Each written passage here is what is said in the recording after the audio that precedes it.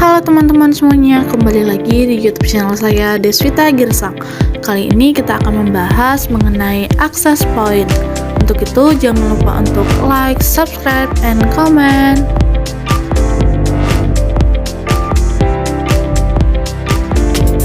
Nah, sekarang kita masuk ke topik pembahasan kita, yaitu access point. Apa sih access point itu? Mungkin sampai sekarang masih ada orang yang bingung apa itu access point. Apa sih sebenarnya access point itu? Mari kita cekidot. Nah, access point adalah suatu perangkat, biasanya seperti router, nirkabel, atau wireless yang memungkinkan perangkat nirkabel untuk terhubung ke jaringan. Adapun fungsi access point adalah sebagai berikut. Yang pertama, sebagai pengatur lalu lintas data. Yang kedua, titik akses yang menghubungkan komputer-komputer ke dalam sebuah jaringan. Dan yang terakhir, di access point inilah koneksi data atau internet dipancarkan atau dikirim melalui gelombang radio. Access point juga memiliki tipe-tipe. Yang pertama, ada access point indoor yang dirancang untuk kebutuhan dalam gedung atau indoor seperti di rumahan atau di dalam kantoran.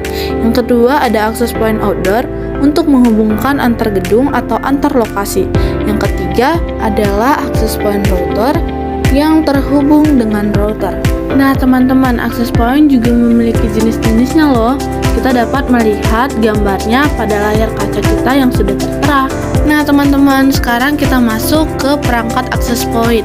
Ada dua macam perangkat access point, yaitu dedicated hardware access point yang merupakan suatu perangkat yang khusus dibuat untuk bekerja sebagai access point. Dan yang kedua ada software access point yang merupakan suatu komputer yang dilengkapi dengan wireless NIC dan software access point yang dibuat untuk bertindak sebagai access point. Access point sendiri juga memiliki kelebihan dan kekurangannya.